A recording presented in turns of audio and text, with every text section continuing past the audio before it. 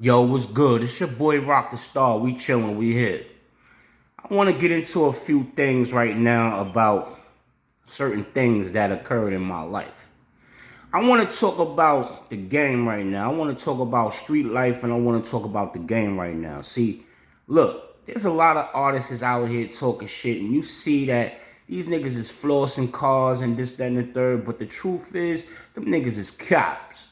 You heard where I'm coming from? Now, this is something that I learned over the course of time of when, over the course of years of me living out here in New York City. Look, man, when I caught my first case in 1998, right? I caught my first case in federal district. New York University College is in federal district, right? I caught my first case with a Brooklyn nigga. You know what I'm saying? From Flatbush. You know what I mean? I ain't even gonna say his name. But the reason why I caught that case was because at the time, white people was on their shit. They was bothering people. They was bothering people for no reason. You know what I'm saying? So I had a racial encounter in high school. And at the time, my mentality was, look, let me let one of them know how I feel down here in this vicinity because I knew that the white boy that was bothering me was from that area, right? So anyway, I got caught. You feel me, in the act. I got caught in my act. You know what I'm saying? Me and homeboy from BK. We got caught in our act. You know what I'm saying? I got bailed out. My mom's paid $1,000. Bailed me out. Right? And I was sentenced to 5 years probation, right? I almost violated my probation, and that was because I kept smoking a lot of weed. You know what I'm saying? I kept giving dirty urine. I smoked mad weed. You feeling where I'm coming from? And anyway, to make a long story short, I managed to complete my probation in 2003. You know what I'm saying? And I'm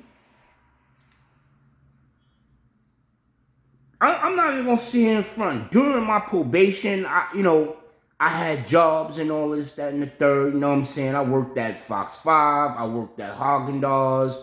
I worked for a security company.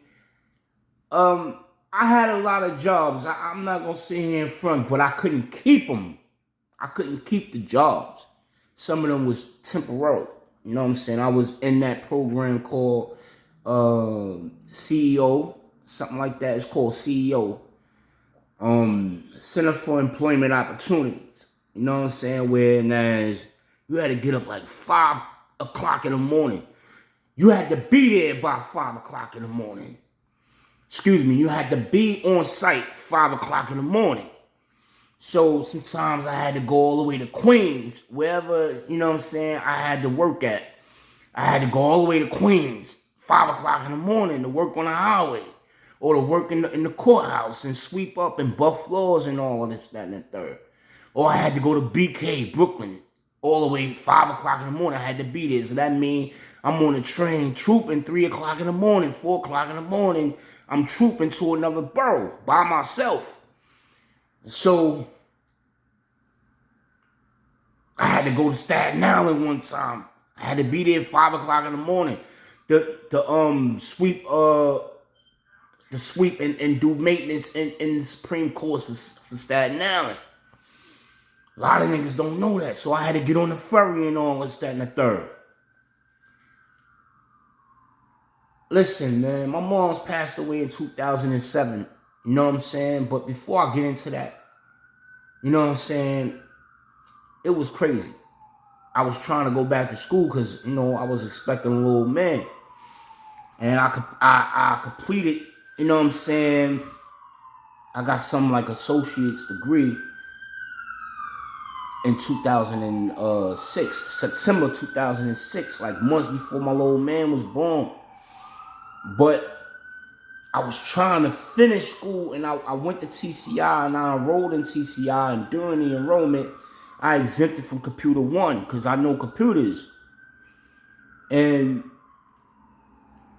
the hurtful feeling was that my moms didn't even want to sign the co-sign for my student loan because I needed a student loan, to get in school. So I needed a co-signer, and she didn't want a co-sign. And shit was just crazy. It was hectic. You know what I'm saying? And, I was staying with my baby mother at her house, and I was living with her, giving her money. I was giving her about like $350, close to $400 for rent. You know what I'm saying? And, I was, my SSI check.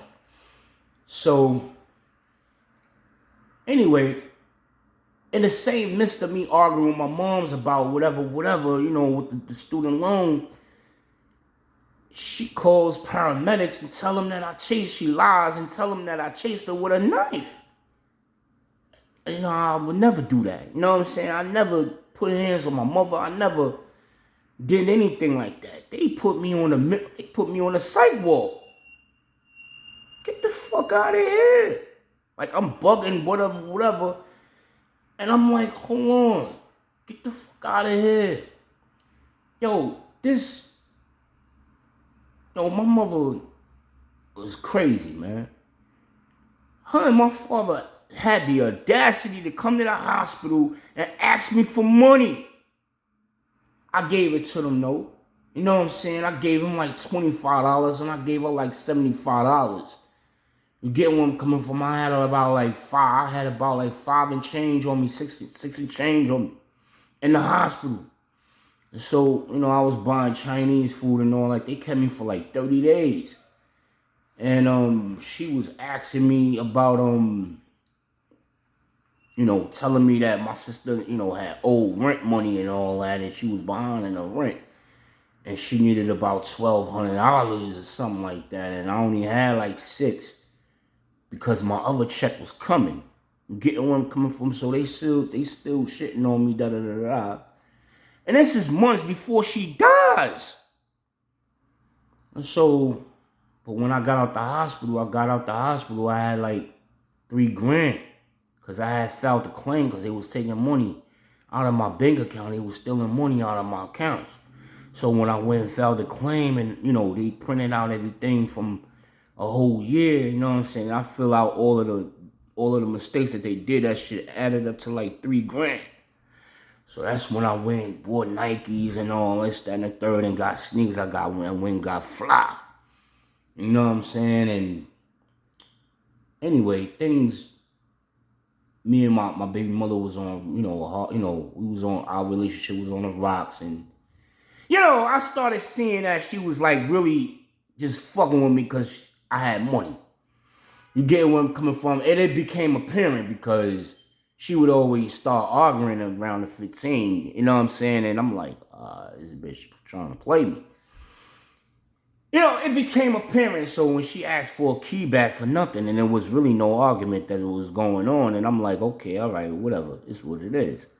So I broke up. I broke out with her. I broke up with her and all this, that, and the third, and, But we was still on, like, our relationship was on the rocks or whatever. I still was banging her and all that. We still was fucking and all that. But it was to the point where I was just spending the night type shit.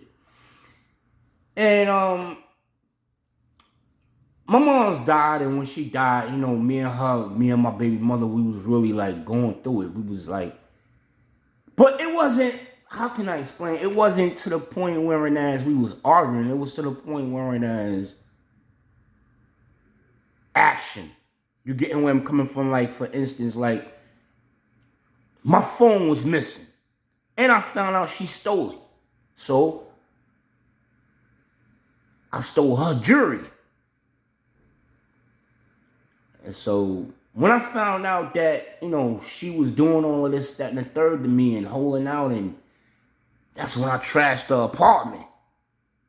And I'm like, yo, you know what? Fuck this bitch. You know what I'm saying? Like, she playing me.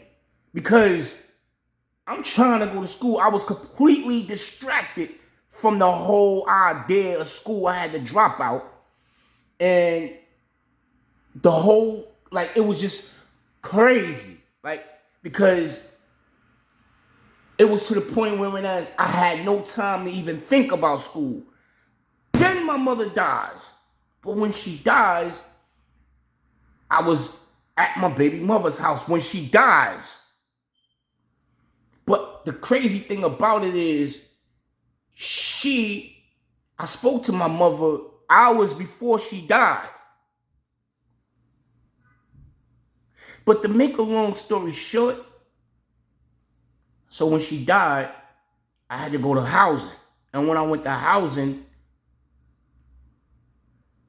told me that I did not pass the criminal background check because my name was still in the system from the felony that I committed in 9/8. Even though I passed it, whatever, I didn't have a certificate of relief. So I had to go in the shelter. And that's when reality set in. That whoever out here riding like they thugged out or whatever, when I went in the shelter, I didn't see anybody that I knew. Niggas coming home from jail, they coming home and they getting mandated to the shelter. Some of them niggas ain't rap right. Them niggas is in there banging. Them niggas in there killing niggas in the shelter.